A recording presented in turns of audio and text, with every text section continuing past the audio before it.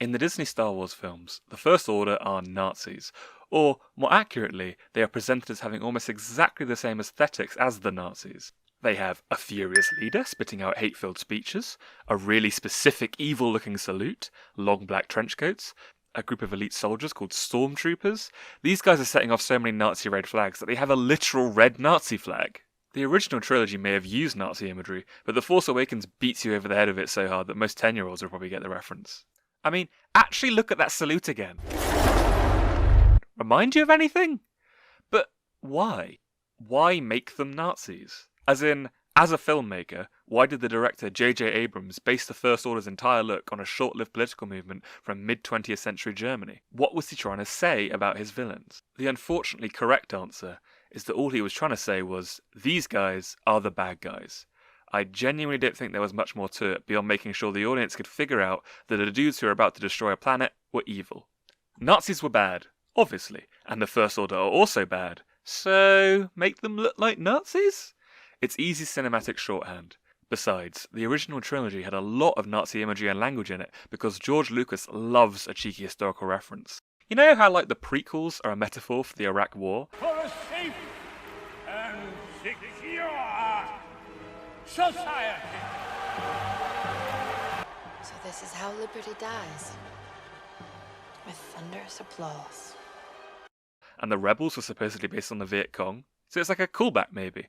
Like this film has all the nostalgic things you love. X-Wings, R2-D2, Nazism! But the thing about the Nazis is that they had a very specific worldview and philosophy, and The Force Awakens doesn't really seem interested in that. Like, what do the First Order actually want? Why are they opposed to the New Republic? What specific policies or aspirations of the New Republic makes the First Order hate it so much? What do they intend to change when they get into power? Will they institute an ethno-state? Obviously, it's a kids' film about space knights fighting with laser swords. Walk out with a laser sword. Used for making laser swords. Having a laser sword doesn't make you a Jedi. A sword, so I made it a lightsaber, which is sort of a laser sword. Laser swords, laser sword, the laser sword. You don't want to be exploring the political details of fascism in a film for kids, but these sort of details do make a story more engaging. It gives our villains character, makes the threat they pose seem that much more realistic and dangerous. Eventually we learn the First Order was just being manipulated by the Emperor, and their goal was to put the Emperor in charge. But we also know that probably wasn't actually the plan from the beginning. The reason I think this matters is because I think one simple change to the First Order's ideology actually makes The Force Awakens work better as a cohesive film. Don't make them Nazis, make them neo-Nazis. No, wait, hear me out. A pretty common critique of The Force Awakens is that it's too similar to A New Hope.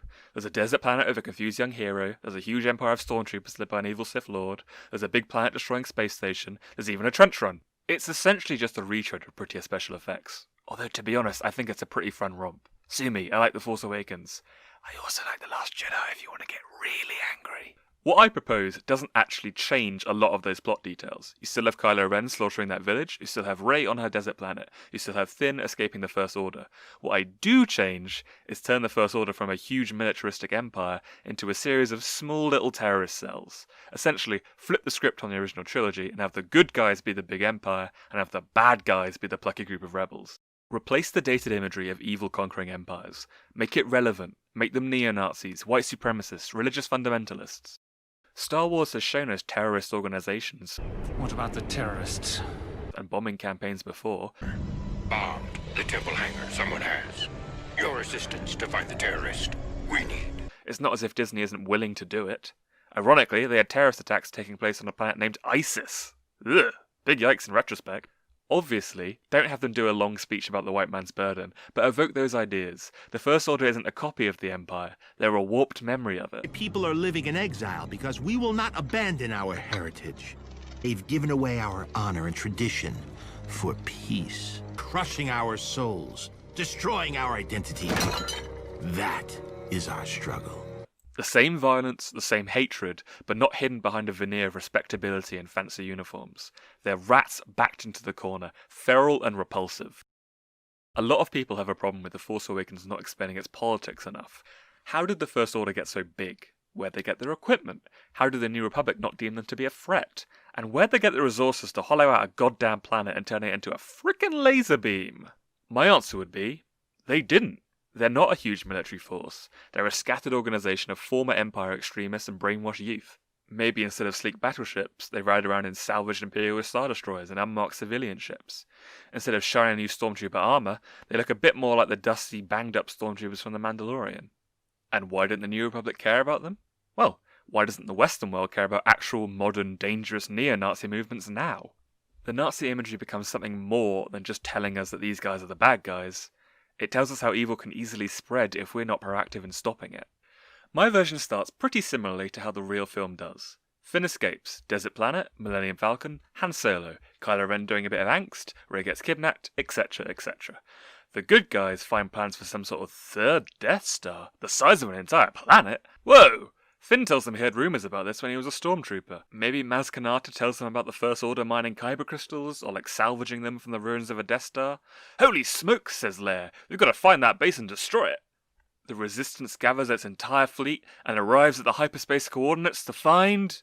nothing. Some semi-abandoned old planet with a small First Order base, maybe 1,000 guys tops. Then, we cut to Hosnian Prime, which is apparently the name of that planet that gets destroyed in The Force Awakens. I don't know. There we see a sweating Senate aide or an intern or something like that. Maybe we've seen him earlier in the film helping out Leia with some paperwork. Just a little minor background character. He presses a button on a strange device and does that salute from the film and says something like, "For the First Order!" or maybe something like fake Latin, like "Vidor Immortalis!" or something like that. There's a bright flash. Silence. The Hosnian system is wiped out. Turns out that the First Order built a dirty bomb with scavenged Death Star tech and smuggled it into the galactic capital. They never had the resources to build a planet-destroying superweapon. That's insane. That'd take 1 billion man-hours and nearly limitless resources. They did have the resources to scavenge in the ruins of their more successful predecessors, and they had followers fanatic enough to actually sacrifice their lives for the cause. Starkiller Base was just propaganda, a tool to brainwash young recruits, a way to make the First Order seem strong and powerful. Maybe you could even do a Winter Soldier-esque reveal here that a lot of the New Republic bigwigs that we've seen in the film were First Order all along, and now they reveal themselves and step into the limelight. Now the First Order taking over the galaxy so quickly in The Last Jedi makes a little bit more sense. You can still get a climactic battle, but this time it's just rescuing Rey from imprisonment and Han Solo trying to redeem his wayward son. Maybe you could have the facility that makes the bombs, but it's only accessible for a really long trench or something, so you can still have a cheeky little bit of Death Star nostalgia if it's really needed. Plus it gives Poe something to do. Speaking of Kylo Ren, I think this version of events makes his character fit together a lot better. He is, in my opinion, by far the most interesting new character of the sequel trilogy. We've been told since the original films that dark-side Force users draw their power from emotions, anger, fear and hate, but then every Sith we see tends to be the complete opposite of that. Maul was maybe the least emotive character in Star Wars history, Dooku was proud, but mostly just emotionally distant, and Vader had outbursts of anger and regret, but usually hid it behind a wall of silence.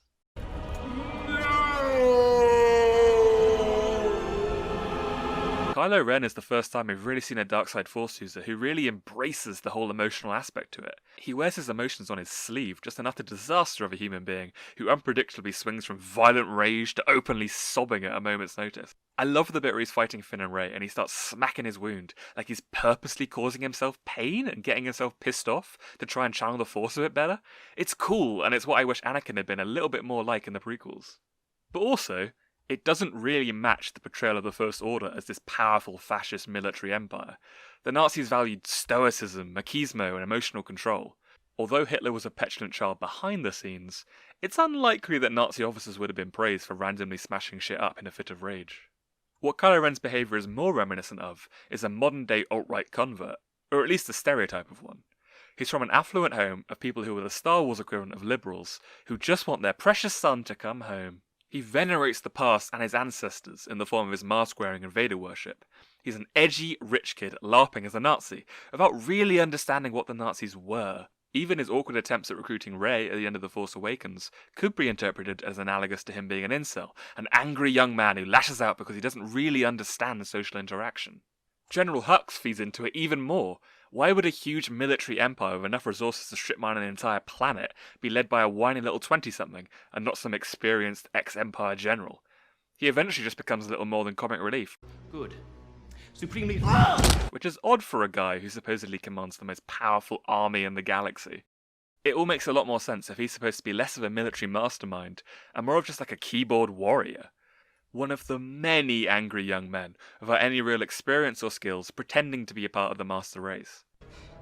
I don't care if you win. I need Kylo Ren to lose.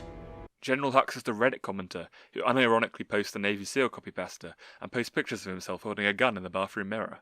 He's a little man trying to seem bigger than he is. He's pretty pathetic from an outside glance, but he represents something truly dangerous. An angry, pathetic man can do a lot of damage with the right tools and enough commitment. Even the First Order's stormtroopers all being kidnapped brainwashed children reflects on how modern far-right movements focus so heavily on recruiting and brainwashing the youth via social media and video games. If you wanted to go really off the deep end, you could even make Snoke more overtly an outside influence who most First Order grunts aren't really aware of, and who is just funding and manipulating the First Order for his own personal gain, sowing chaos among the Republic. Remind you of anyone? It fits so perfectly that I honestly wouldn't be surprised if the First Order were made to be a larger and more generic World War II Nazi army threat in rewrites. It even helps answer the question of why this film is so similar to A New Hope. Just as the Star Wars universe sees the revival of Death Stars, rebellions, and young heroes on desert planets, the real world sees the revival of far-right political movements and economic problems that we saw during the 1930s. It's not just Disney copying what already worked, but it also becomes a theme of how, if we're not vigilant, history thought dead and buried can easily repeat itself. As George Lucas famously once said, It's like poetry, so if they rhyme. If you enjoyed this video, I'd love it if you liked and subscribed. Or don't, I'm not your dad.